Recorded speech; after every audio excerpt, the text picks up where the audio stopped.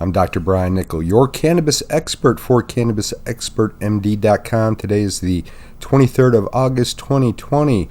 I need to speak to everybody today about a recent U.S. Drug Enforcement Administration ruling. They issued an interim final rule on the 20th.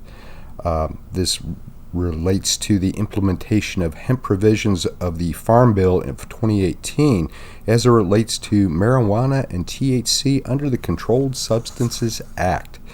Now, most of this information I got from a gentleman, Rod Knight. He's an international hemp lawyer. This was an article published on cannabisbusiness.law on August 20th. Now, under the Farm Bill, hemp and its extracts are not controlled substances.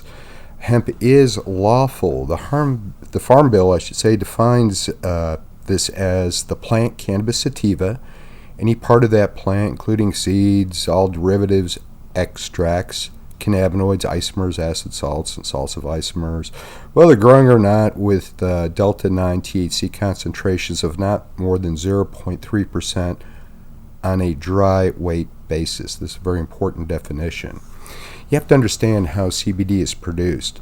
CBD is grown at the farm level. Of course, it's a plant. The first thing that is done after harvest, after they weigh the plant material and confirm that it complies with the law at less than 0.3% THC on a dry weight basis, they then trim the stalks, the leaves, the other parts of the plant just for the flower. The flower is where the trichomes are located, of course. That's where CBD, the other cannabinoids, and terpenes are made. Necessarily, as soon as you trim the rest of that plant away and just hold on to the flower portion of it, you're going to decrease the total mass of material. So you're going to actually increase the THC level higher than it was in the original plant material.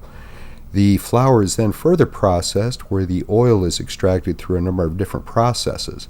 On this, you again concentrate all the oil, the cannabinoids, terpenes, and hemp oil from the plant material, throw the rest of the plant material away. You're necessarily decreasing the total amount of weight, and although the total amount of THC is the same as it was in the original plant material, the percentage necessarily rises. This is referred to as a work-in-progress hemp extract.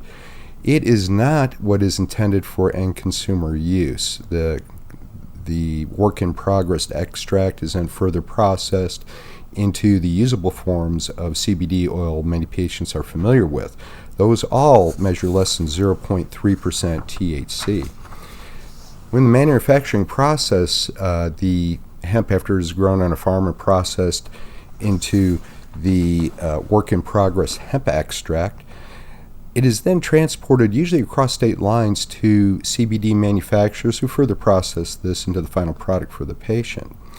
The DEA now is saying that marijuana is all parts of the cannabis sativa plant, and every compound, manufacturer, salt derivative, mixture, or preparation of such plant are Schedule I substances unless they meet the definition of hemp by having less than 0.3% delta-9 THC.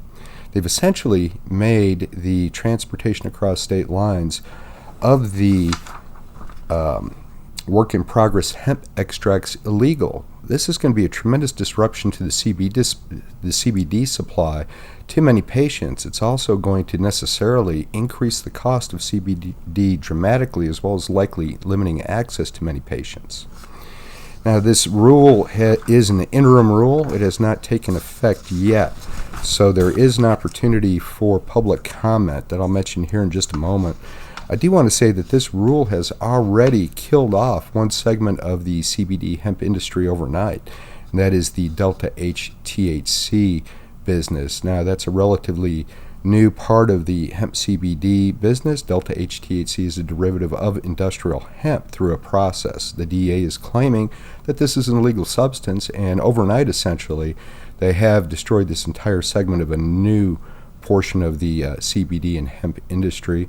Delta-H THC is something I'll talk a little bit more in depth about in another episode, but I have found it particularly useful in some of my patients with nausea, chronic nausea. Patients have been using Delta-8 tinctures quite successfully, and now this medication is no longer available to them. With this being a interim rule, the federal agencies do have to accept public comment on it. You have from now until October 20th before it becomes final.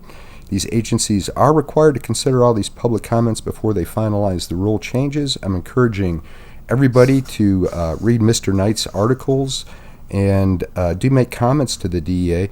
Mr. Producer, can we put links for Mr. Knight's website and the DEA comment section on our... Yes. Able to look at the bottom of this post. We'll have links to Mr. Knight's articles. I really recommend you read those and do participate in having your voice heard to the Drug Enforcement Administration as they try to restrict your access to a very effective, a very safe substance. I'm Dr. Brian Nickel, your cannabis expert for CannabisExpertMD.com. Oh, one quick reminder to patients of Arkansas. If your Arkansas dispensary registration card is set to expire on or before September 30th, you have to have it renewed prior to that. All of the extensions the governor has allowed for the coronavirus are set to expire on that date. The Arkansas Department of Health is recommending you have your applications for renewal in by September 11th, so not much time left to get that taken care of. Please take care of it soon so there's not an interruption in your treatment. You can always find us at CannabisExpertMD.com. That's our website.